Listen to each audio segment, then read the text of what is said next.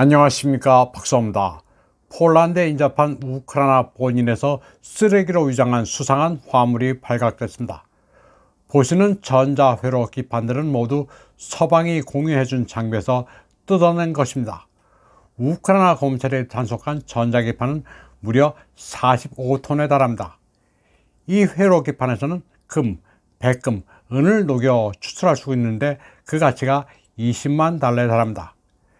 미국과 나토가 제공한 무기들의 상당수가 이렇게 사라지고 있습니다. 대포병 레이더, 스팅어 같은 맨핏, 제밍 시스템, 방공 레이더가 러시아군에 의해 파괴됐다고 허위 보고를 하고는 부품을 뜯어내 빼돌리고 있습니다. 소위 게임 체인저라는 서방의 무기들이 이렇게 사라질 줄은 미 펜타곤도 파악하지 못하고 있습니다. 업자들은 전자회로 기판을 우크라이나에서 녹여 골드바로 만들어 빼돌렸으면 걸리지 않았을 텐데 이를 쓰레기로 위장해 반출하려다 국경에서 단속됐습니다. 프랑스에서는 반나토 시위가 벌어지고 있습니다. 시위대가 나토 깃발을 가위로 자르면서 우크라이나에 대한 무기 지원에 반대하고 있습니다. 프랑스 우파 애국자당의 플로리앙 필리포가 조직한 시위로 1만여 명이 모였습니다. 프랑스 전역의 여러 도시 25곳에서도 반나토 시위가 일제히 열렸습니다.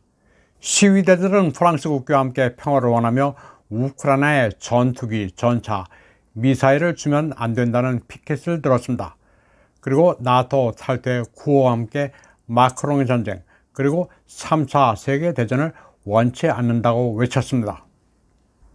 한편 나토 사무총장 옌스 스톨텐베르크는 돈바스의 전쟁이 2014년부터 시작됐다는 점을 공개적으로 시인했습니다. 우크라이나 전쟁이 2022년 러시아의 특수군사작전 발동이 아니라 2014년 마이단 폭동 이후 계속 진행됐다는 점을 인정한 셈입니다. 그러나 이상하게도 전쟁을 누가 어떻게 발동한 것인지에 대해서는 침묵했습니다. 이로써 민스크 협정을 지킬 의도가 없었다는 것을 모두가 시인한 셈입니다. 포로셴코, 메르켈에 이어 젤렌스키, 그리고 스톨텐베르크에 이르기까지 키예프와 서구가 모두 속내를 숨기지 않았습니다. 블라디미르 푸틴 대통령도 특수 군사작전 발동이 전쟁을 일으킨 게 아니라 전쟁을 끝내기 위한 것임을 천명한 바 있습니다. 흔히 러시아가 침략자라고들 잘 모르는 사람들은 주장하고 있지만 진실은 그게 아니라는 것이 드러나고 있습니다. 옌스 스톨텐베르크 나토 사무총장은 이와 함께 우크라이나에서의 탄약 소모량을 나토가 따라가지 못하고 있다고 실토했습니다. 그러면서 전장에서 러시아가 주도권을 장악하기 전에 키예프에 대한 지원을 계속할 필요가 있다고 말했습니다. 서구의 정크 미디어들도 이대로 가다가는 러시아에 진다고 난립니다. 파이낸셜 타임즈는 우크라이나군이 하루에 5,000발의 포탄을 소모하고 있다면서 이는 나토 회원국 한 나라가 1년에 생산하는 포탄의 양에 해당한다고 보도했습니다. 또 데일리메일도 러시아군의 공세가 이미 시작된 상황에서 우크라이나에 대한 탄약 조달 시점을 놓쳤다고 평가했습니다. 한편 군사통신 채널 보예나차는 우크라이나 방공부대가 러시아군의 게라늄스 자폭 드론을 요격하는 과정에서 자기 편의 미그 29기를 실수로 격추했다고 전했습니다. 보예나차 채널은 이런 해프닝이 키예프의 유령만큼 극적이지는 않지만 웃기는 일이라고 전했습니다. 격추된 우크라이나군의 미그 29는 베시안가의 민간 주거지역에 추락했는데 조종사의 생사 여부는 확인되지 않고 있습니다. 다음 소식입니다. 펜타곤 고문을 지낸 미국의 군사 전문가 더글라스 맥그리거 예비역대령은 우크라이나 편에서 싸우고 있는 3만 명의 외국 용병들은 괴멸될 것이라고 경고했습니다. 그는 우크라이나 전역에서 활동하고 있는 외국 용병들은 결국 목숨을 잃게 될 것이며 서구가 얼마나 되는 무기를 지원하든 전세를 역전시키지는 못할 것이라고 평가했습니다. 2차 세계대전 당시 날개가 너덜너덜해질 정도의 피해를 보고도 기지에 무사 귀환한 일류신2 전폭기 신화를 수호이 25가 다시 쓰고 있습니다. 일류신2 전폭기는 지금의 수호이 25처럼 보병을 저공해서 근접 지원하는 기종이었습니다. 우크라이나 전쟁에서 지금 수호이 25가 아주 맹활약하고 있습니다. 1975년에 도입된 근접 지원 전투기 수-25는 구소련 시절 대량으로 생산됐는데 아프간전에서도 활약했습니다. 속도는 아음속으로 좀 느리긴 하지만 그 덕택에 지면에서 가까이 정오로 날면서 지상의 적 목표물을 타격하는 데는 안성맞춤입니다. 또 기체가 나름 견고해 피탄되더라도 견디는 맷집이 강합니다.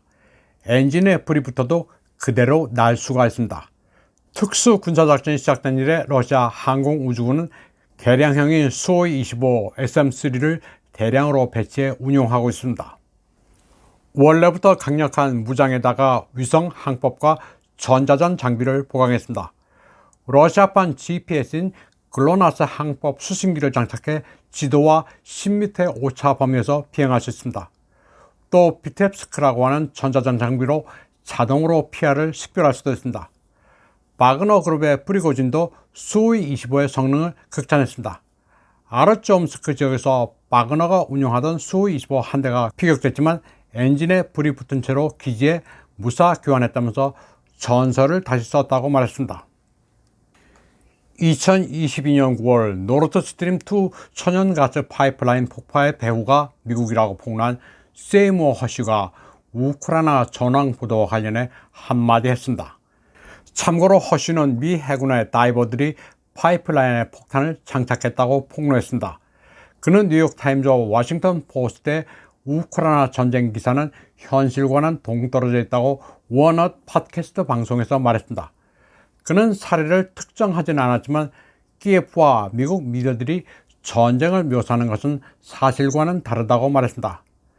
그는 러시아가 아직도 분쟁에 투입하지도 않은 35만 이상의 병력을 보유하고 있다고 덧붙였습니다. 이 말인즉슨 분쟁에서 러시아군은 아직 본진을 투입하지도 않았다는 얘기입니다.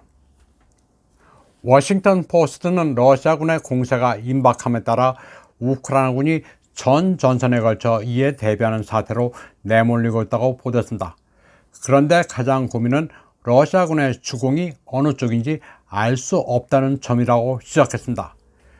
벨라루시 국경부터 흑해, 돈바스 지역까지 광범위한 전선에서 러시아가 어느 방향으로 밀고 들어올지 종잡을 수 없는 상태라고 전했습니다.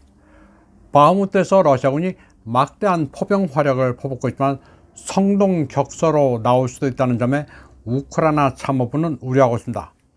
한편 이스라엘의 제루살렘 포스트는 우크라이나가 병사들을 희생시키지 않고 이미 잃은 영토를 러시아에 넘겨주는 게 이기는 길이라고 보도했습니다. 이 신문은 우크라이나가 상실한 영토를 되찾을 가능성이 없는 만큼 땅을 내주는 게 가장 현명한 길이라고 충고했습니다. 이스라엘 정부는 러시아와 우크라이나 간 중재역을 자처하고 있습니다.